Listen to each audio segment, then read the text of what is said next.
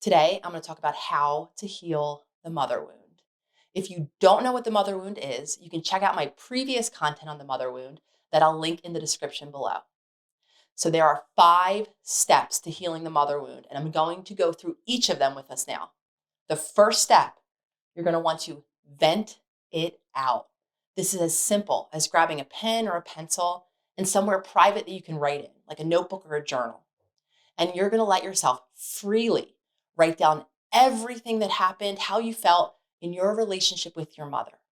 Now, make sure this is something that you can keep private so that no one else is going to read it, so that you can feel free to freely write your experience without censoring yourself. Allow yourself to explore. You want to write down maybe what you wish you had from your mother, how you wish she made you feel when you're around her. Maybe you felt unseen. Maybe you felt unheard. And because a lot of you have probably never looked at these things before, even thinking about this or writing it down might be uncomfortable. So be patient and be kind to yourself and take breaks if you need it. The second step to healing the mother wound is you're going to want to get to know your own needs. Most of us have a pattern of ignoring or denying our own needs because we had a parent that wasn't attuned to us or our needs. We might have been left alone a lot, or maybe our issues were ignored or they were downplayed, teaching us that our needs don't matter. A lot of us don't even know what our needs are, and that is totally okay. So now we're going to get in touch with what our needs are through something called a self-check-in. And what a self-check-in is starting with one time a day, you're simply going to check in with yourself. And you're going to notice how you feel in your body. You're going to notice what you're thinking. And you're going to ask yourself if there's anything you need in that moment. And now this can be as simple as needing a glass of water because you're thirsty, or a quick bite because you're hungry. Or maybe you just need to pause for a minute or two to let yourself calm down. This is really just the process of learning what's going on inside of you so that you can empower yourself to begin to meet your needs. The third step of healing the mother wound is asking for help or support. This goes right along with meeting your needs because sometimes we have a need that we can't meet ourselves. We might be feeling down and we want someone just to listen to us. Or we might need help around the house. Or maybe we're confused about something and we want someone else's input. A lot of us find that asking for help is really uncomfortable, especially if we didn't get the help that we needed or if we were shamed when we needed help growing up. As a result, we understandably end up feeling like no one is actually there for us. Asking for help or support can look like, say when we check in with ourselves, say we discover that we have a lot of overwhelming emotions and we feel tired. Maybe we haven't been sleeping well and we need a break.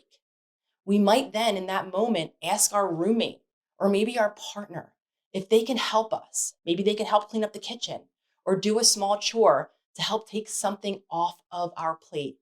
It's these small moments, these small practices where we can teach ourselves how to ask for and receive the help or the support that we need. The fourth step in healing the mother wound is processing your anger and grieving. This one can be really hard because it's really uncomfortable and even scary for a lot of us to admit that we needed or wanted something that our mother was not able to give us. Sometimes we even feel like in some way we're betraying our mother for even acknowledging that we had needs that went unmet. And in reality, it's absolutely okay to feel upset. It's okay to have wanted different, and it's okay to even be angry at the type of care that we received. The more we let those feelings be there as they are, and the more we validate those experiences, the more we're able to process the grief and anger that comes with our needs not being met. Practice allowing yourself to feel these emotions without talking yourself out of them, allowing yourself to be with the natural anger and grief that you may feel. The fifth step in healing the mother wound is to become your own best mother. The beautiful part of adulthood is that we have so much more choice now than when we were young. When we were young, how our mother behaved or interacted with us had a profound impact on us, and we had no choice but to live with it and to adapt to it. And now, as an adult, we have the tools and the awareness to become the parent that we needed and wanted and didn't get. And this can start with paying attention to the way we speak to ourselves. Instead of saying things like, I'm lazy that I sat around all day, we can reframe that thought to acknowledge that maybe I sat around all day because I got the rest that I needed. Or maybe instead of saying, I always forget things, I'm an idiot, we can start to remind ourselves that I am doing the best that I can.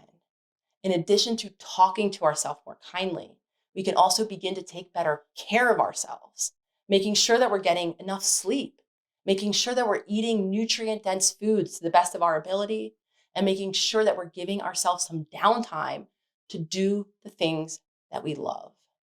So these are the 5 steps that you can begin to take to heal your mother wound. And of course, it's not easy, but with practice, these steps will allow you to begin to create a healthier relationship with yourself and ultimately with those around you. I'd love to hear from you. If you've practiced any of these steps, let me know how it's going in the comments below.